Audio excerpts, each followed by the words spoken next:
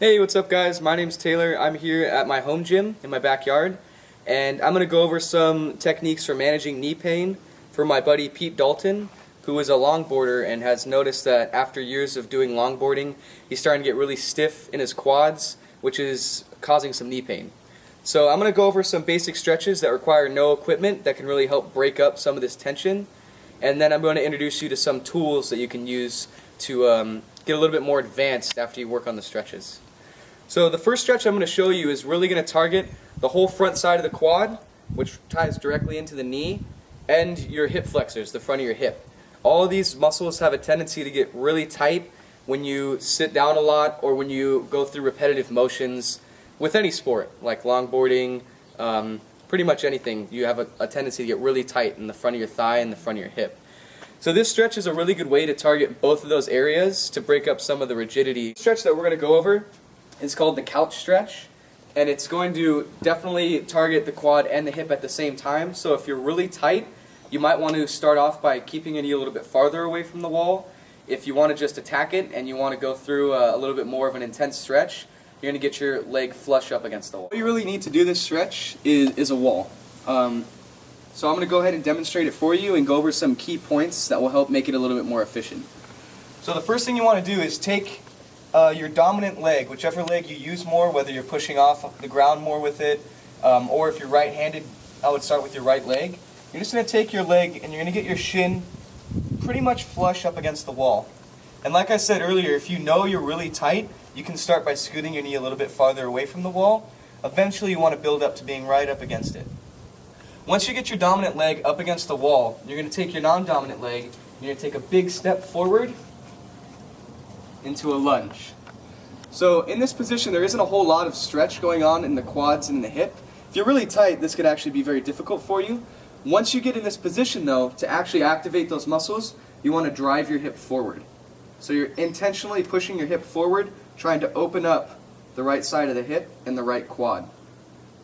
Once you've been working on this for some time, there are a few progressions, a few things that you can implement that will make it a little bit more effective. So the first thing I want to talk about is once you're in this position and you're able to hold it for 2 to 3 minutes without being in severe discomfort, you want to start using some other tools to dig a little bit deeper into the dysfunction that is in the front of the hip and the quad. So the first method I'm going to talk about is the contract and relax method. Once you've built up to where you can stay here for about 2 minutes, you want to take the top of that back foot, it's kind of hard to see, and you want to push it into the wall. So you're consciously driving the top of this back foot into the wall, creating tension in the front of the quads, contracting, and then you take a deep breath in, and as you exhale, you relax. And as you can see, after each contraction, with each relaxation, you will be able to sink a little bit deeper into the position. So just try to hang out here for 2 to 3 minutes every day, multiple times a day if you can, and then switch legs. Go ahead and cut it.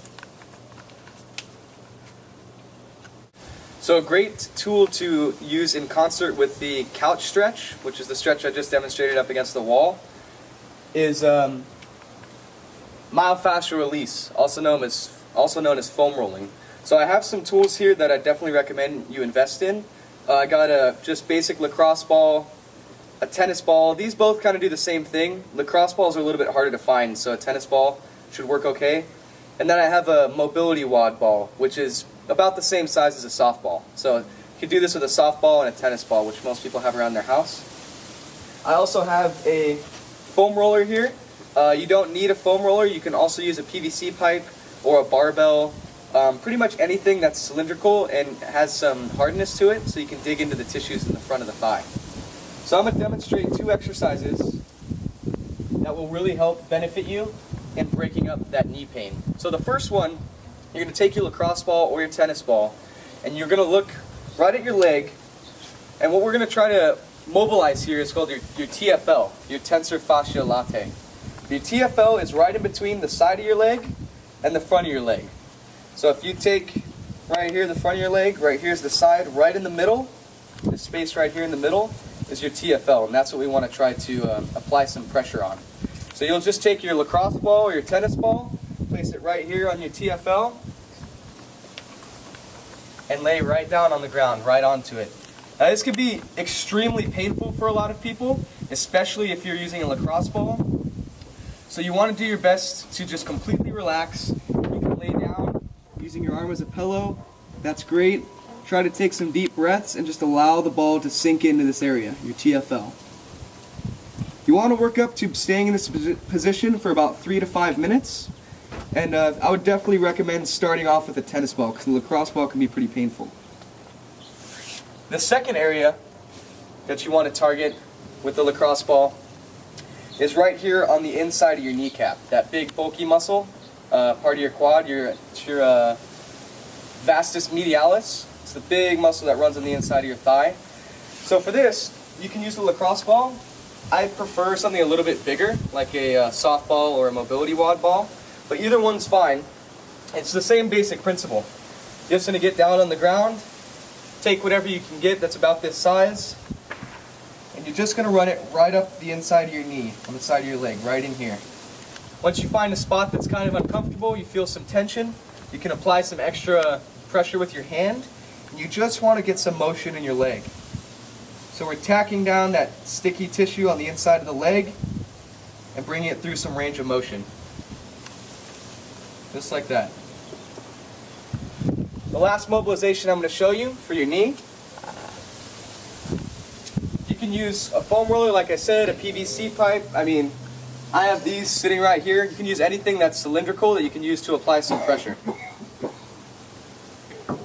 I'm going to go ahead and demonstrate it with the foam roller. So the last one's very basic.